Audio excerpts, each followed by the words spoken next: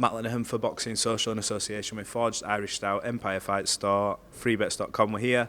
Sandy Ryan, it has been a hell of a long time. I think Nottingham Fight Week, I think it was Farius 1. A lot's happened since then and we've missed each other in between, but a new team, lots of things coming into this fight, but you're looking really good spirits. How are you feeling? Yeah, I feel great. I feel calm, relaxed, and just ready to do what I need to do. But yeah, a lot of changes, but I feel good. I feel good. It's for the better, and yeah. Yeah. I think since the Farius defeat, you sort of came into boxing with a new mindset, and you seem to approach fight weeks different. Your demeanour's different. Do you feel different? I do, yeah. Like you say, you can see it in me. I think the way I approach myself and the way I bring myself into fight week and fight night, more professional on the job and more me. Yeah, I've learned a lot since early stages of my career, and yeah, I feel like I know what I'm doing and where I'm at now. You've had a lot of success throughout your career. That sort of blip in the road really kick-started you and kicked you on. You've had some highlight performances. You've experienced possibly one of the worst robberies I've seen. I remember driving back from a show I was in London. I had it on my phone. I was watching it and I was like, this is done. And then when I heard the score, I was a bit like, what is going on? Another roadblock for you to handle, but you handled it and you're bouncing into a big fight. Lots of changes, new team, new management. Why has that come about? Let's start with the training team. You, Clifton, obviously got on really well. You've been part of that gym for a long time, but you've made that move to Las Vegas. You've made that change. How's that come about, if you don't mind me asking? It just come about because obviously, for me, being away from Derby to train, that's where I felt when I was going to Portugal. I thought this is what I need to be doing. So for me, it was I needed to be away, training, locked in for the 8 weeks of camp, however long the camp is.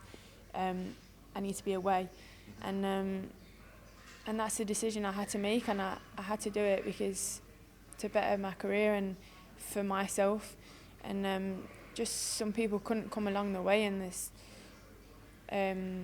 We've had a great ride, me and Clifton, and I don't have a bad word to say, and like if I did, I wouldn't say it on camera. Yeah. So it would be nice to get that back.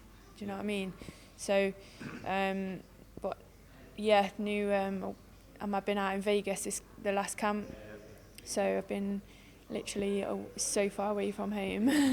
Well, you're so far away from home, but so far away from the norm as well. When you talk about Las Vegas, the glitz, the glam, and the damn right weird, let's be honest, that place over there is, I love going. You know, for me, fight weeks over there are great. But how have you adapted to the new training, your new trainer? And obviously I know you've been getting advice and you've done some rounds with Claressa Shields out there as well. How have you feel like you've adapted, and talk to us a little bit about your new trainer? Yeah, like the training has been great. Like we got real good sparring. Like when Claressa came into camp, we got some good rounds in.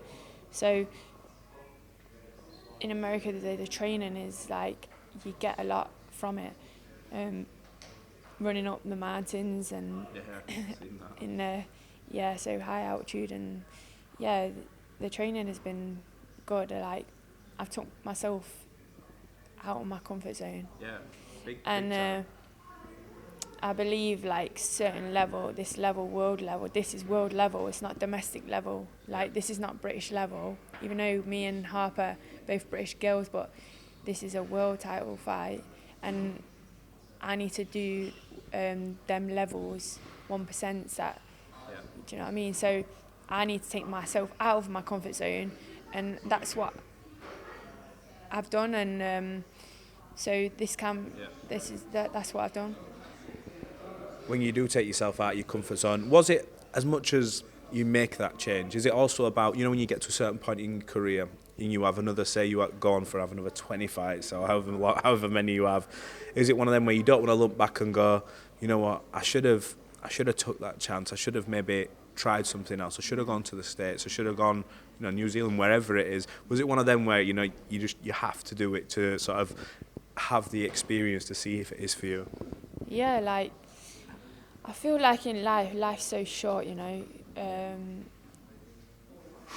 and if it's so many unexpected things can happen, and people, like, you lose people that you think you're never gonna. Yeah.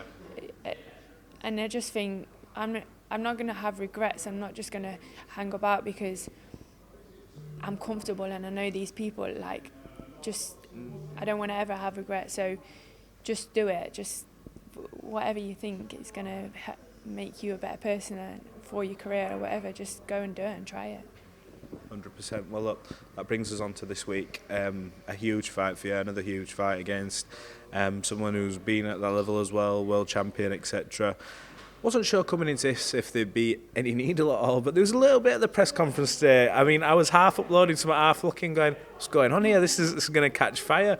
What did you make of that little exchange between you two today? Where did it come from? Because it's like, it's respectfully, do you know?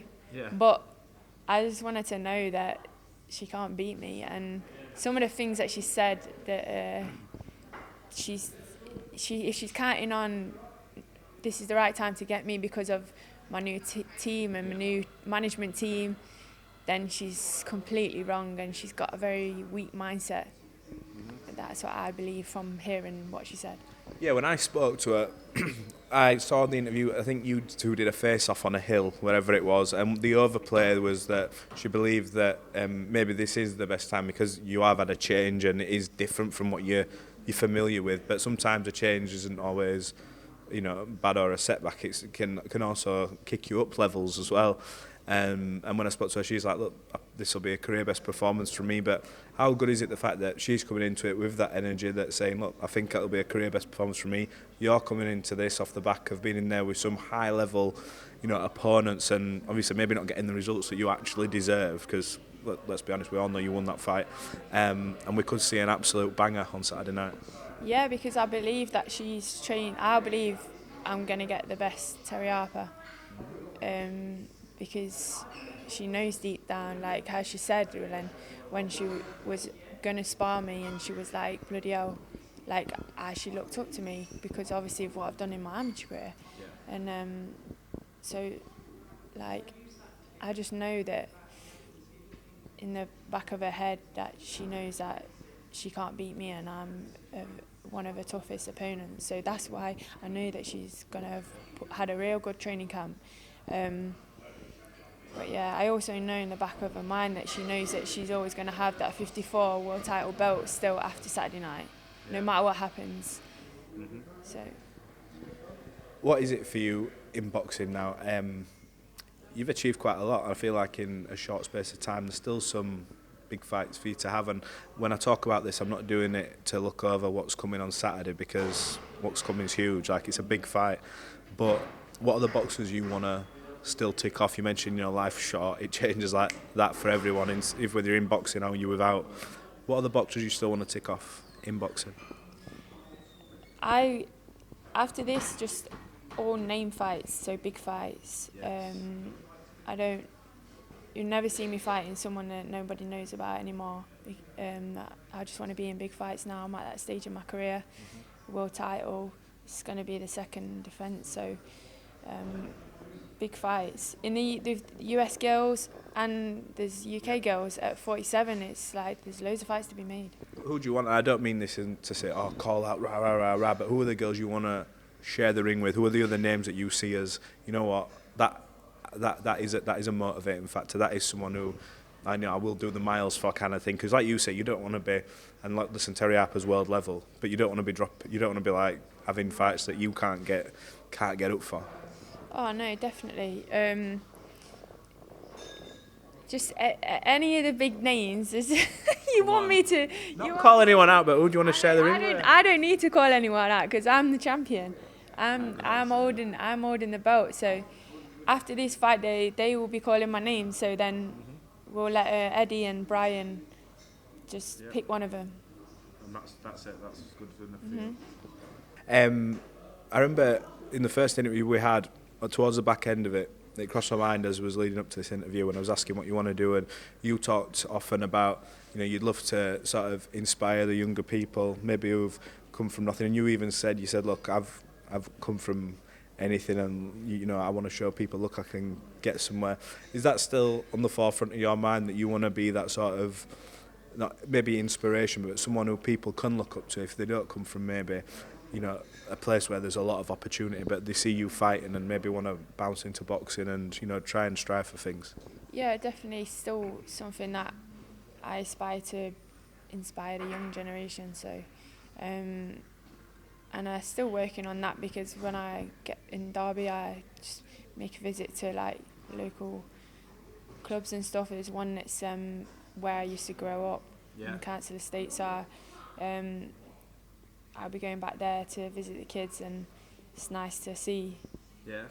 And do you get a lot of satisfaction out of seeing that, and obviously them coming to you maybe and asking questions and picking your brains about the things you've done? Yeah, and even when I went last time, and the parents are asking me questions, so it was quite nice. But it's nice to see the young kids looking up to me and just showing them the way. 100%. And last one from me. Plan for the ring walk, or is it all about business? Normally you've had some good ones in the past, with the mask, and you've had some good ones. Anything special for Saturday? You know what? DAZN love that the mask one, don't they? It keeps coming up on the feed, doesn't it? They keep reposting it. So was that Squid Games? Squid Games, yeah. Definitely in the future fights, I'm gonna have to bring a mask out again, aren't I? But for this one, we're keeping it simple to get it just business. Prediction?